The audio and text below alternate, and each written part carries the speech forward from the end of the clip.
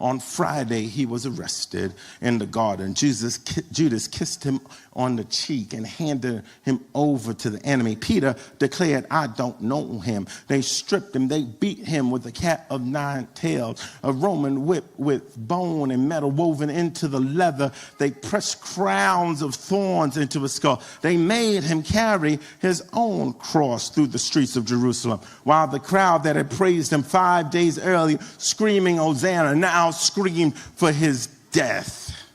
They hung him on a cross between 2 thieves, and at 3 o'clock in the afternoon, with the sky dark and the earth shaking, he bowed his head and gave up his spirit. On Saturday, there was silence. It was the longest silence in the history of creation. No angelic choir, no prophetic word, no sign, no miracle. The disciples were locked in a room, terrified that they'd be next. The women were preparing burial spices because that all they had left to give. And the enemy thought he had won. Satan thought he'd killed the Son of God. Rome thought it had eliminated another rebel. The religious leaders thought the problem was solved. Nobody, not a single person on earth, expected what happened next.